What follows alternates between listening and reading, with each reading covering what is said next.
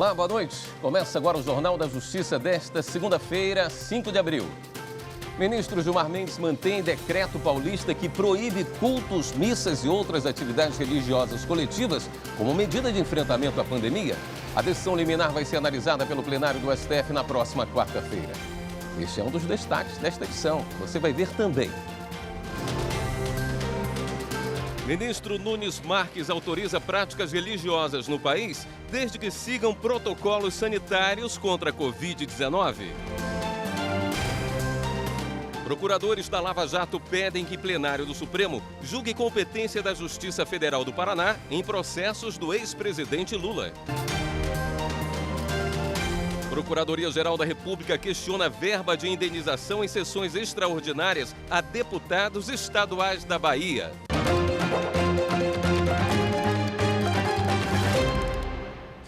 O ministro Gilmar Mendes, do Supremo Tribunal Federal, manteve em caráter provisório a proibição de missas e cultos no estado de São Paulo diante do aumento de casos e mortes por Covid-19.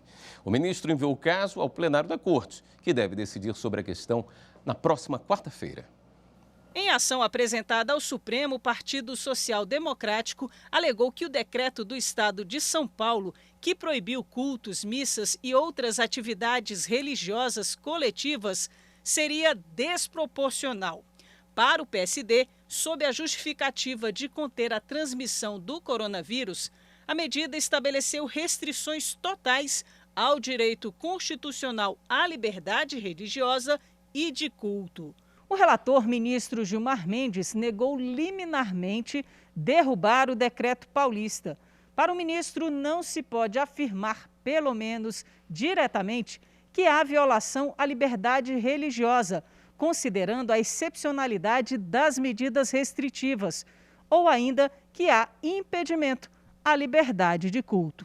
Na decisão, Gilmar Mendes destacou que o Supremo estabeleceu de forma clara e direta que todos os entes federados têm competência para legislar e adotar medidas sanitárias voltadas ao enfrentamento da pandemia de Covid-19. Para o ministro, em um cenário tão devastador, é patente reconhecer que as medidas de restrição à realização de cultos coletivos, por mais duras que sejam, não são apenas adequadas, mas necessárias ao objetivo maior de realização da proteção da vida e do sistema de saúde.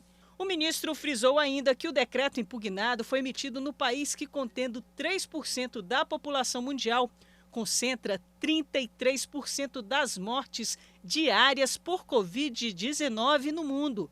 Citou ainda que o número de óbitos registrados em março deste ano supera o quantitativo de 109 países somados. Em outro processo, em decisão liminar no sábado, o ministro Nunes Marques autorizou práticas religiosas no país, desde que elas sigam protocolos sanitários contra a disseminação do novo coronavírus. Reportagem também de Marta Ferreira. O ministro do STF determinou que os estados, o Distrito Federal e os municípios se abstenham de editar ou de exigir o cumprimento de decretos ou atos administrativos locais que proíbam completamente a realização de celebrações religiosas presenciais por causa da pandemia. Nunes Marques estabeleceu ainda que sejam aplicados nos cultos, missas e reuniões de quaisquer credos e religiões os protocolos sanitários de prevenção como limitação de presença de pessoas ao máximo de 25% da capacidade, distanciamento social, que o espaço seja arejado, uso obrigatório de máscara, disponibilização de álcool em gel e aferição de temperatura. A decisão liminar foi tomada em ação apresentada pela Associação Nacional de Juristas Evangélicos. Para a entidade, as restrições atentam contra a liberdade de locomoção e o direito fundamental à liberdade religiosa.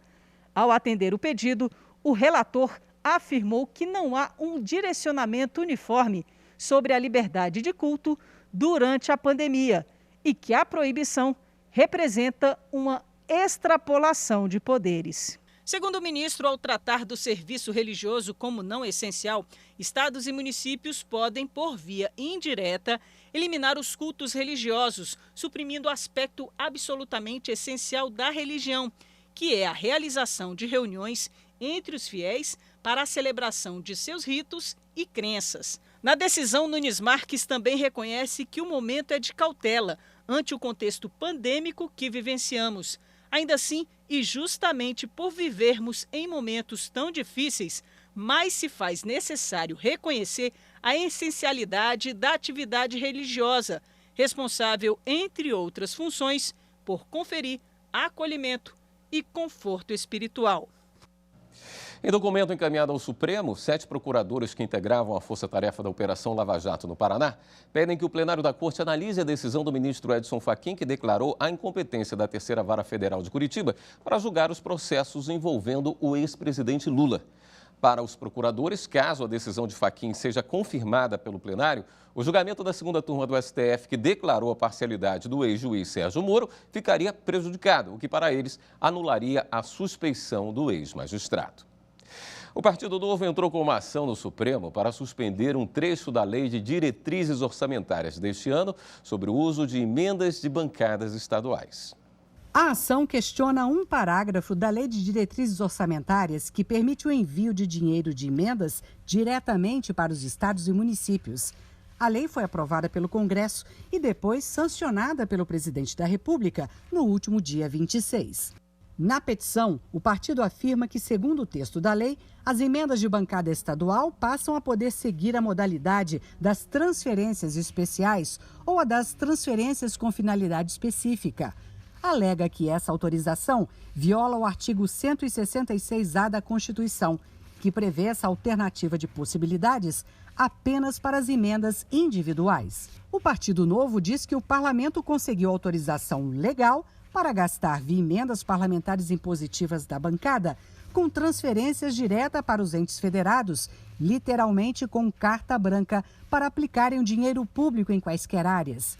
E que, além da inconstitucionalidade flagrante, tal revela-se uma irresponsabilidade do parlamento para satisfazer os interesses políticos eleitorais nesse momento de escassez de recursos e alta demanda orçamentária na área de saúde em função da pandemia.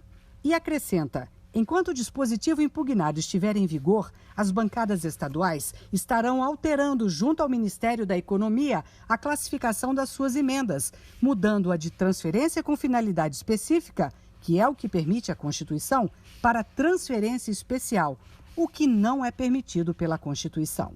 O Partido Novo pediu ao Supremo a suspensão do trecho da Lei de Diretrizes Orçamentárias como medida cautelar. E que, depois de ouvir Congresso, Advocacia Geral da União e Procuradoria Geral da República, o STF declare a inconstitucionalidade do texto. A Procuradoria Geral da República entrou com uma ação no Supremo contra a norma que prevê pagamento de indenização a deputados estaduais da Bahia quando convocados para sessões extraordinárias. Para o Procurador-Geral da República, Augusto Aras, a norma da Bahia afronta a Constituição Federal, pois em 2006, uma emenda constitucional passou a proibir o pagamento de verba adicional a deputados federais e senadores, quando eles são convocados para sessões extraordinárias. Para o Procurador-Geral da República, essa proibição se estende automaticamente aos estados, com base no chamado princípio da simetria. Augusto Aras ressalta que um parlamentar receber verba adicional por convocação extraordinária significa dar privilégio indevido e injustificado, já que eles recebem para exercer as funções. A ação no Supremo foi distribuída ao ministro Nunes Marques. Em sessão do plenário virtual, o STF fixou tese sobre competência em ações de insolvência civil envolvendo o interesse da União. Esse é o tema do comentário de hoje da consultora jurídica da TV Justiça, Karina Zucolotto. Olá, boa noite. E os ministros, em julgamento do plenário virtual, decidiram fixar a tese de repercussão geral e um recurso extraordinário que foi julgado em setembro do ano passado, em que ficou definido que a competência para processar e julgar as ações propostas pela União envolvendo insolvência civil, que é como se fosse a falência de uma pessoa física, deve ser perante a Justiça Estadual e não pela Justiça Federal, como pretendia a União nesse recurso extraordinário. A maioria acompanhou o voto do ministro Edson Fachin, que abriu a divergência, entendendo que, ao final do artigo 109, inciso 1 da Constituição, que define a competência para os juízes federais processarem e julgarem as ações em que a União for autora, ré, por exemplo, ou tiver interesse, excetua as ações de falência. E para o ministro Edson Fachin e a maioria que se formou, como eu disse, essa expressão falência deve ser compreendida como uma expressão genérica e não deve ser dada a ela uma interpretação literal, de modo que a insolvência civil estaria abarcada por essa expressão genérica, estabelecendo não só a insolvência civil de pessoas físicas, mas também de pessoas jurídicas. O relator era o ministro Marco Aurélio e ficou vencido, entendendo que a Constituição excetua apenas os processos de falência e não de insolvência civil, e nesse sentido dava provimento ao recurso da União para manter a competência da Justiça Federal. Mas os ministros, então, em sessão do plenário virtual, fixaram a seguinte tese: a insolvência civil está entre as exceções da parte final do artigo 109, inciso 1 da Constituição Federal, para fins de definição da competência da Justiça Federal. Outros destaques do plenário virtual você confere aqui, na TV Justiça. E veja a seguir, o presidente do TSE participa de seminários sobre sistemas eleitorais e reforma política. A gente volta já.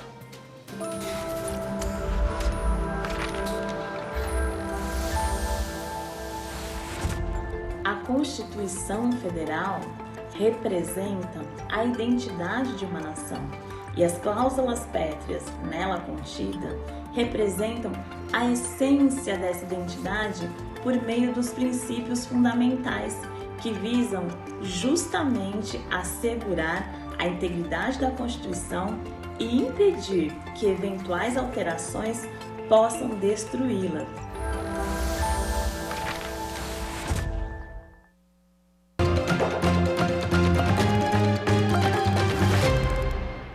O presidente do Tribunal Superior Eleitoral, ministro Luiz Roberto Barroso, fez um alerta na tarde desta segunda-feira. A sociedade deve se preocupar com a manutenção da democracia. A declaração foi dada na live Os Sistemas Eleitorais e a Reforma Política, realizada pela Escola Judiciária Eleitoral do TSE. Nós temos todos, nesse momento da história mundial, que nos preocuparmos com a preservação da democracia, com uma certa perda de prestígio da democracia na estima das novas gerações. Mesmo nas democracias mais consolidadas, há um enfraquecimento do sentimento democrático e uma tolerância com o seu esvaziamento. Como nós sabemos, em muitas partes do mundo, floresceu um populismo extremista, que é um processo histórico complexo, com causas profundas. Uma delas, a baixa credibilidade, eu penso, dos sistemas políticos, ao lado de outros problemas. O seminário reuniu especialistas para tratar dos tipos de sistemas eleitorais e da reforma política. Confira a íntegra da live no canal da Justiça Eleitoral no YouTube. O presidente do Superior Tribunal de Justiça, ministro Humberto Martins, rejeitou o pedido do município de Caxias do Sul, no Rio Grande do Sul, para suspender uma liminar e permitir a manutenção do contrato assinado sem licitação com um escritório de advocacia.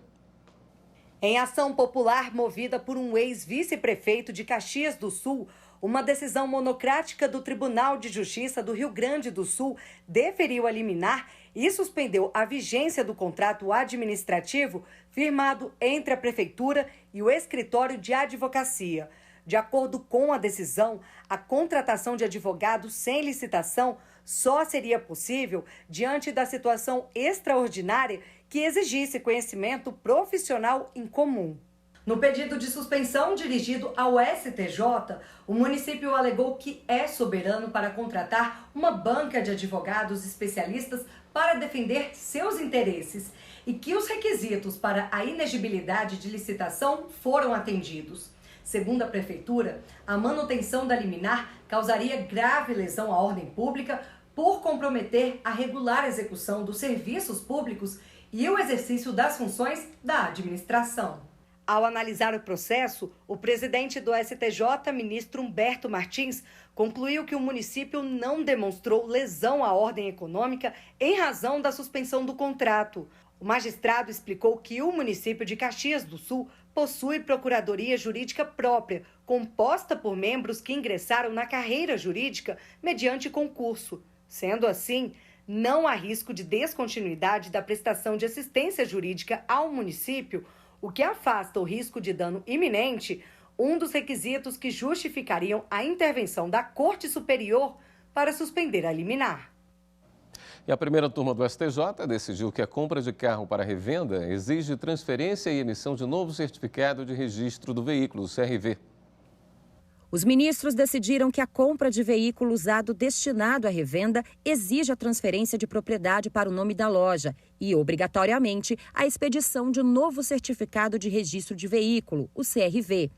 Com base nesse entendimento, o colegiado reformou decisão do Tribunal de Justiça de São Paulo, que havia concedido mandado de segurança a uma loja, desobrigando-a de transferir para o seu nome os veículos que comprava para revender, conforme a regra do Detran de São Paulo, que exige a expedição de novo CRV nesse tipo de situação. O caso chegou ao STJ por meio de um recurso especial do Estado de São Paulo, que defendeu a necessidade da transferência da propriedade do veículo e a expedição de novo CRV por serem providências determinadas sem distinção, conforme prevê o Código de Trânsito Brasileiro. O relator do caso, ministro Sérgio Cuquina, explicou que o Código de Trânsito Brasileiro define que a transferência de titularidade do veículo acarreta obrigatória expedição de novo CRV e, por isso, não há ilegalidade no ato normativo do Detran de São Paulo. Durante o voto, o ministro citou vários precedentes do STJ que reforçam a necessidade da emissão de novo CRV em casos de transferência de propriedade. Ao dar provimento ao recurso especial, a primeira turma acrescentou que o entendimento adotado pelo Tribunal Paulista confronta a legislação e a jurisprudência, devendo ser reformado. A cervejaria Ambev não terá de pagar simultaneamente adicionais de insalubridade e periculosidade ao mesmo empregado. A decisão do Tribunal Superior do Trabalho. De acordo com o processo, a perícia técnica identificou condições insalubres em grau médio pelo manuseio de álcalis cáusticos, utilizado na limpeza dos equipamentos, e em grau máximo pela manipulação de óleos e graxas. Também foram identificadas condições periculosas devido à operação da máquina pasteurizadora que utilizava uma fonte radioativa selada para controlar o nível de bebida nas embalagens. O Tribunal Regional do Trabalho da 4ª Região, no Rio Grande do Sul, manteve a sentença que havia condenado a empresa ao pagamento do adicional de insalubridade em grau máximo durante todo o contrato de trabalho, além do adicional de periculosidade no índice de 30% sobre o salário base, durante o período em que o empregado trabalhou na operação do pasteurizador. A empresa, então, recorreu ao TST, mas a 7ª turma teve o mesmo entendimento do regional. Em novo recurso à seção 1 de dissídios individuais, a Ambev alegou a impossibilidade de cumulação dos dois pagamentos e citou diversos precedentes julgados pelas turmas do tribunal. Para a empresa, a decisão viola o artigo 193 da Consolidação das Leis do Trabalho, que diz: o empregado poderá optar pelo adicional de insalubridade que, porventura, seja devido.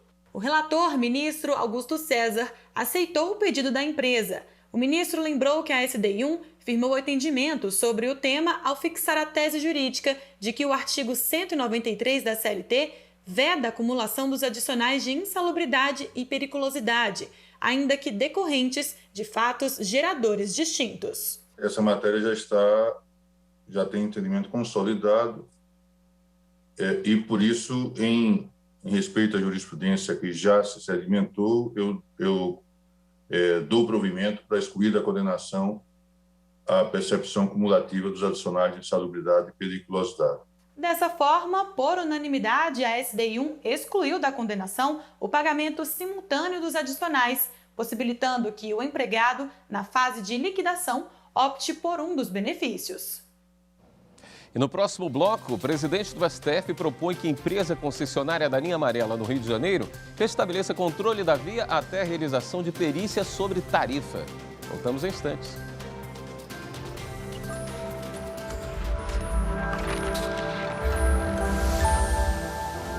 A Constituição Federal de 88 é um marco no processo de redemocratização do Brasil e superação do regime de ditadura militar. Cada artigo, parágrafo, inciso, cada direito previsto na nossa Constituição é fruto de muito debate, discussão e, acima de tudo, de participação e mobilização popular.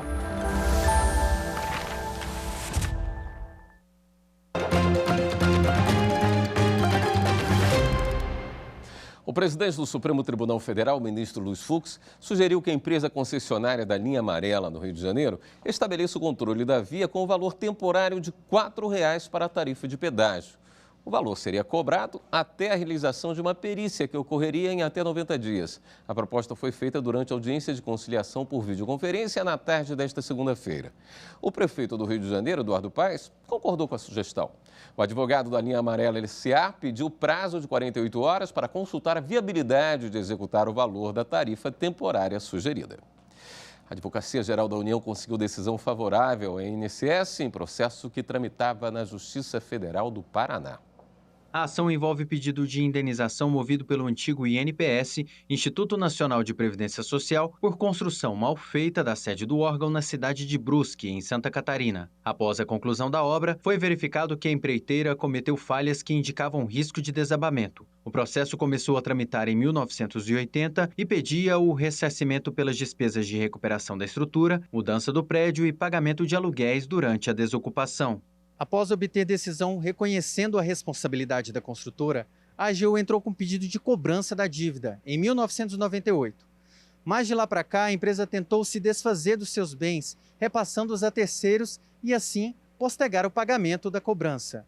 Essa é uma manobra conhecida como fraude à execução. No caso concreto, a construtora alienou seus bens para seu sócio administrador.